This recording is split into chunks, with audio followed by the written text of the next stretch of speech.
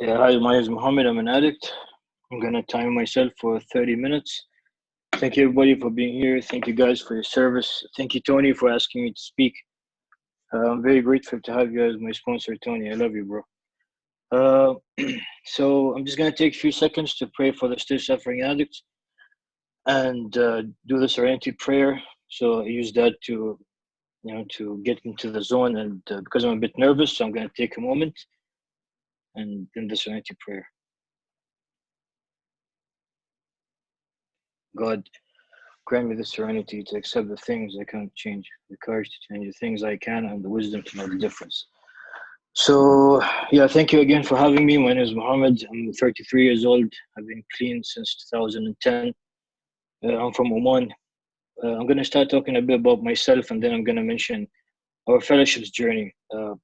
I realized I have a problem in 2008, and I saw an ad in the newspaper about a treatment center in another country, because at that time in Oman we did not have any like treatment centers. And I went to my dad and I said, "Dad, I'm really like I have a problem and I need to get clean." And he did his best. He and my mom put money together and sent me for treatment. I went there and I came back and I used the same day because there was no education, there was no NA, there was nothing. It was just taking pills and food and eating food, and I became overweight, and that's it. Came back again, used for a month. My family saw it again, and they took me this time to India, where I spent a year in a treatment center, and that's where I got first contact of Narcotics Anonymous, because there was a member who used to come, an American guy who used to live in India and used to come to our treatment and do HNI. And then in the treatment center, they used to give us books and stuff. So that was my first taste of Narcotics Anonymous, and instantly I fell in love with it. And NA has principles that are amazing to me. All my life, all I wanted to do was to belong to a group of people without being judged based on my religion, skin color, whatever. I just wanted to be accepted unconditionally. NA is the closest thing to that. So I'm very grateful to Narcotics Anonymous. I came back home um, in 2009. I had two relapses, then I got clean. When I came back the first time, the first meeting I ever attended, I was late because I didn't drive a car for 1 year. And when I came back, I drove my car and I went to the meeting, and just got lost. I got caught up in the driving. And when I reached the meeting, there were two guys in the meeting, an American guy and an Omani guy. The American guy is still in recovery. He's still here in Oman. I'm very grateful to him. And the Omani guy, unfortunately, he relapsed years ago and he disappeared. He never came back, unfortunately. If he was still in recovery, he would be here in my place today for sure, because he's the one who was the first Omani guy at that time, but then he went. So my story is, in the fellowship, when I came back, there were those two guys, and in typical addict fashion, I resented them both and I isolated and I relapsed. The American guy was my first sponsor. The Omani guy was my second sponsor. I hated them both at that time. I thought they are the reason I could not stay clean. I thought they're doing recovery the wrong way. There was no key tags. There was no talking after the meeting. There was no hanging out, and I resented them for that. I started going to the other fellowship meetings just because we only had one meeting a week, and that was not enough. So I needed more meetings, and that fellowship had two meetings, and I attended the meetings there. Then I found my sponsor in that fellowship, who I am very grateful for, and he guided me to a lot of very nice principles in life in general. And there was a time where those two guys were not there anymore, and I had to keep the meetings open on my own. And I remember an incident in which the meeting was in a mental health clinic, and there was a kid who I think has autism, and he was being very loud and he was being very disruptive. Poor kid. Like, and I was in the meeting room on my own, did the readings on my own, stayed there. I texted my sponsor, and he was like, "You have to stay in the meeting for the entire time, and you don't leave, and you stay there because one day somebody will join and somebody will come, and the fellowship will grow. Just be patient." And I was just 23, and I was feeling very weird because at 23, I don't want to be doing this with my life. I want to go have fun and do things. So that happened after my relapse. I just want to add one thing before I continue. When I relapsed twice, I was supposed to go to treatment the third time, but then I got tested. My parents took me to Egypt, and I got tested in the hospital there, and I was clean. And then my mom asked me. She was like, I went with my mom, and she was like, "Okay, you're clean. I trust you. You have 10 days clean. I trust you," because I told her that. And I went to Egypt, and my mom said, "Do you want to go back home or do you want to stay in Egypt?" I was like, "Mom, I want to stay and I want to do meetings. Can you wait for me in the hotel while I go out and do meetings?" And she said, "Yes, I can wait for you." Amazing woman. My mom is an amazing human being. She really is. So anyway, and I went with her, and I went to two meetings, sometimes three meetings a day, and I'm extremely grateful to the Fellowship of Narcotics Anonymous in Egypt, because they are the reason I started to fall in love with the NA that I fell in love with the first time. I told them the two guys in Oman are this or that, and they don't have key tags, they don't have this and that. And I remember one guy, an old timer there, he said, "Stop crying about it and go do it yourself. If you want key tags, here you go." He gave me a bag of key tags and he was like, "Go do it. Stop crying about it. Go do it." And that woke me up. I didn't have to depend on them. And I should have been grateful that they at least opened the room, but I was resenting them in typical addict fashion, like I said. So I just wanted to mention that because I'm so grateful to the fellowship there. And then I went back home with the key tags, with the newfound hope and excitement. And then I kept the room open on my own. And then people came, Hamoud, Hamid, Fuad, like a lot of other guys too, Adnan. And at that time, there were a couple of guys, Omani guys, who are clean, but they were living in Saudi Arabia in treatment, or they did not want to come back to Oman for some reason. And some of them would come on holidays and attend the meetings and share a bit of a religious message. Like they would say things like, "If you don't pray 5 times a day, you're not clean." And when I joined Narcotics Anonymous, I was an agnostic. I did not practice any religion. I barely believed that. I was not sure God exists or no. And I used to fight those principles. I was keeping in mind those guys were like 10, 20 years older than me, but I didn't care. I was like, I fell in love with the book. I fell in love with the steps and traditions, and I'm just gonna share the message of NA. I'm sorry, I respect your religious background, but this is not the place for it. And I kept it going, and I stayed clean. And unfortunately, some of those guys relapsed and died, but I'm not. I'm, that's nothing to do with it. Just wanted to share that. And I had a lot of resentments toward these people at that time because I felt like if we do NA the NA way, this fellowship will explode because we have a huge drug problem in Oman. Why are you doing this? Why are you coming here and telling people you need to pray? Don't you realize that addicts don't like to be told how to live? We don't like to be told how to live. Just let me be, man. Let me choose. This program said God as you understand him, not as your society understands him. And so yeah, so that was my some of the challenges I faced. And sometimes I get messages from people who say that thank you for being one of the people who kept this room open, and if not for you guys, this wouldn't have been here today. Because in Oman, the fellowship has grown so much before this pandemic. We were doing very good, and we had a lot of meetings, a lot of people clean.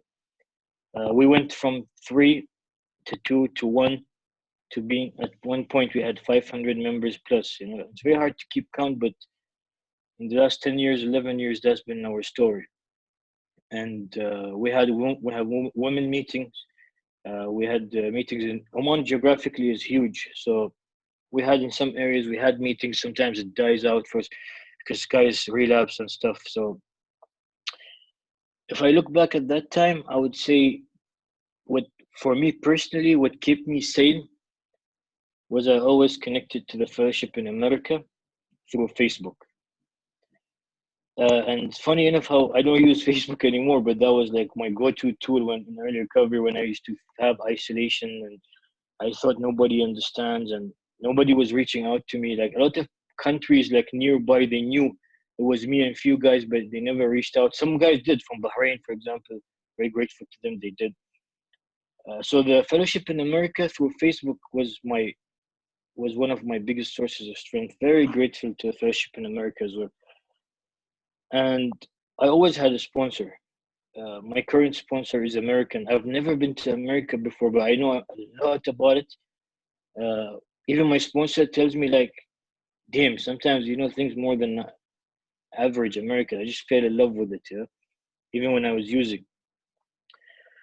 So I'm just going to share randomly a bit about that, and then I'm going to talk about today. One of the main experiences I had in my recovery was when I had 6 months clean. My sponsor from the other fellowship then was very supportive and everything, and I told him I want to go to Turkey to attend the NA Middle East Convention in Turkey, and I went there and I had 6 months clean, and I went with a guy from Egypt who lived in Qatar at that time. He's also sponsee of my sponsor at that time. We went together, and I was very happy to see people. That was my first experience traveling to a convention, and I saw guys there and from other countries. I was very happy. I made friendships, and I was very socially awkward at that time. You know, I am still, to be honest, a bit socially awkward. In big groups, I don't do very well. So something happened there that was a bit confusing to me. I met people from the world service. I talked to them. Some of them were extremely nice to me. But then I spoke to one lady and I asked her, I told her, listen, I'm from Oman. I'm the only member there and I need some help. And there was another guy at that time as well. I think the American guy was there as well. So I told her, I said, it's only two, three of us and I need help. She said, you guys have a treatment center? I said, no, we don't. We don't have a treatment center in Oman. She said, then there's nothing much we can do for you. And I was extremely shocked because I thought the word service would help me. I actually traveled because I wanted literature and I wanted help. So from that day onward, I realized that yeah, for me, this aspect of NA is not for me. You know, the word service. I just don't interact with them.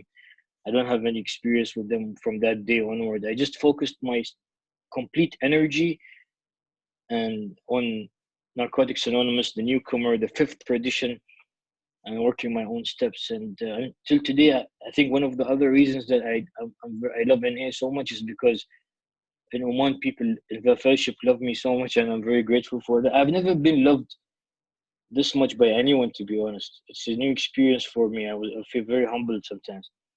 I still remember one time there was an argument in an area meeting when two guys were about to fight, and because of a speaker situation, and they both had time. They both are like very close friends to me. I really love them, you know. Till today, they were very close, all three of us, and they were about to argue, and nobody was able to separate them. But when I went in the middle, I think out of respect and love for me, they did stop. And I enjoyed at that time. I enjoyed playing the role of a guy who brings people together. I just fit in. For me, it was amazing. I felt something I never felt before. And I also learned from my first sponsor to never depend on that, however, because my first sponsor, Dennis, told me, Mohammed, if you need self esteem, if you need attention, if you need love, if you need, you're going to get it in NA, but never depend on NA. You need to build your life as well. So I simultaneously had a career, had a relationship, had my other stuff outside of that, because I could see myself sometimes it's getting into my head, the love and the attention I get from the local fellowship here. So I hope I always been uh, humble. I hope I always been nice to people, and I always try my best to not cause any issues with anyone. If we are in a business meeting and the group conscious says something, even if I personally don't agree with it, I recall traditions first and second, and I let it go. I love my brothers and sister here, and it has become so huge. I don't know everyone. That's crazy. In the early days, if you said NA1, I would know everyone. I would know everyone here, but I really don't anymore. I one of the best things that happens to me sometimes, I go to a meeting, people come after the meeting and they know my name. They say thank you, we love you, and I don't even know who they are. And I go home sometimes and I'm so humbled, and I feel like it's still not real for me. It's still not real sometimes. This our fellowship is amazing. I encourage everyone to one day come and visit Oman and attend meetings here. You'll see guys and girls who are very hospitable, who are very loving. They love people from abroad. If you come from any other country, you always have somebody to drive you around. You always have people to hang out with. Um, most of the time, you have a place to stay if you didn't book your own hotel. Like I just love the energy here. I traveled a lot. I lived in UK for 1 year, and it's just our fellowship is different, man. It's just, and I'm not like marketing the fellowship here. I just love it so much. The energy here is amazing.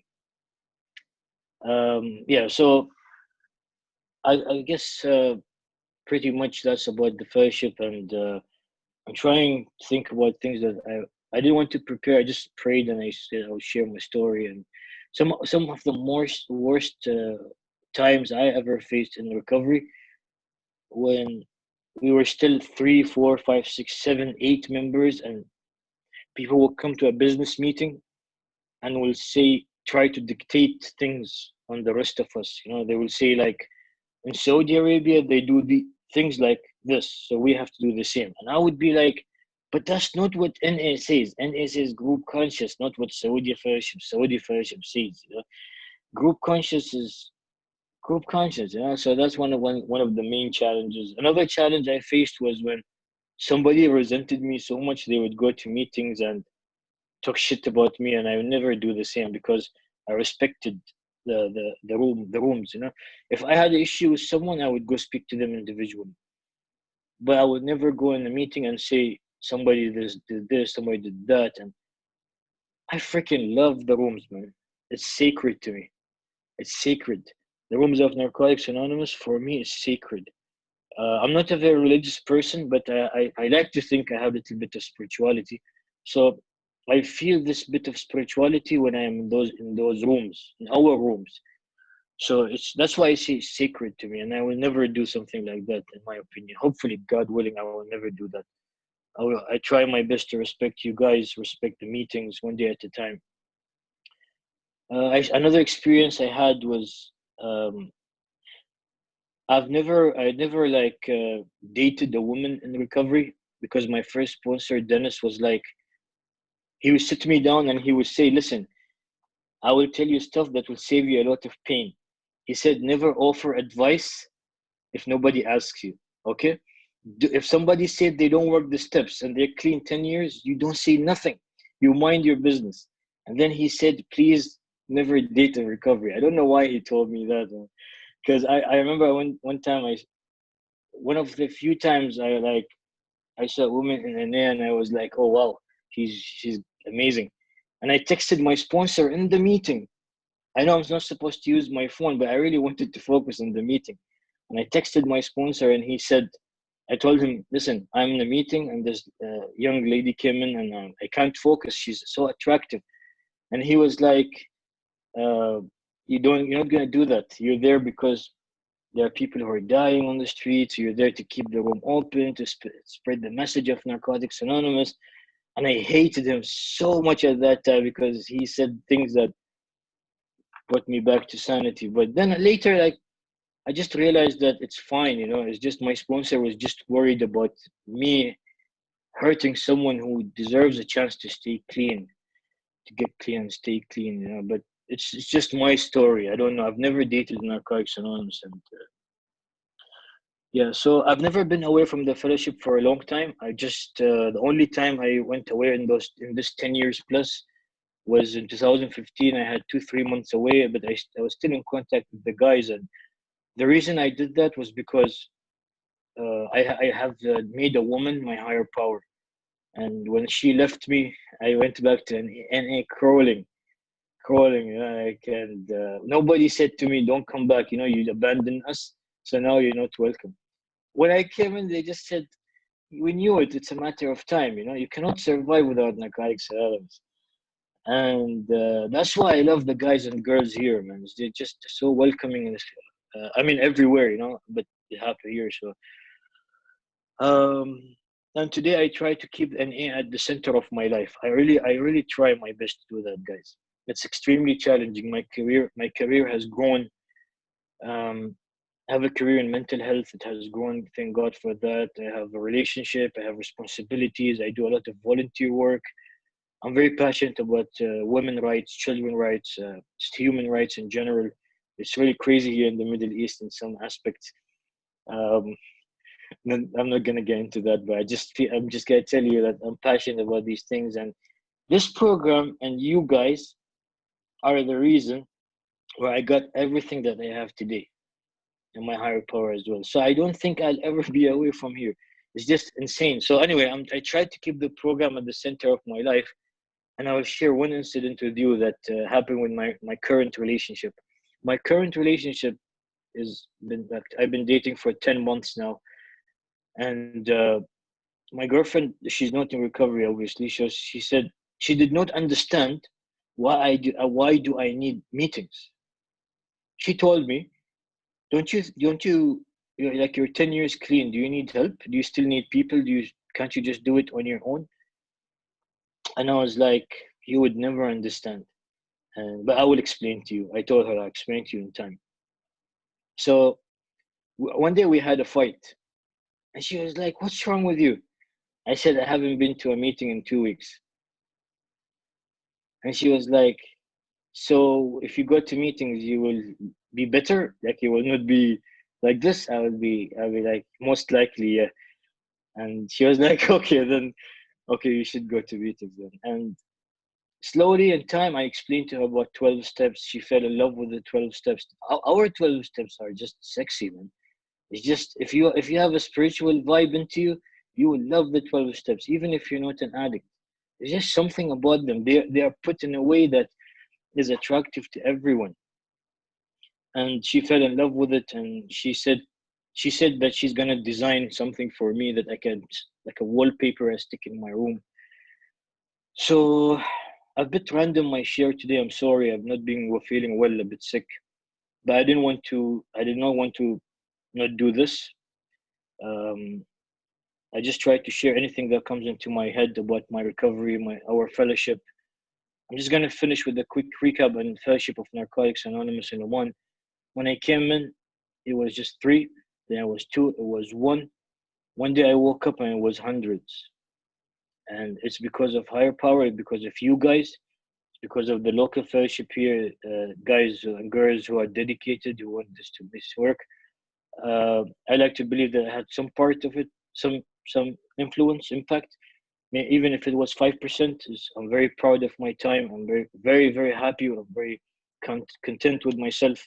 I sleep well at night knowing that I do my best. I sponsor people still, go to meetings, I work the steps. Tony is my sponsor. I really love my sponsor. Can't wait to see him in America one day. And yeah, I'm just gonna stop here because I don't want to ramble on. Thank you for listening to me, everybody. I'm very humbled. Once upon a time, I was a junkie.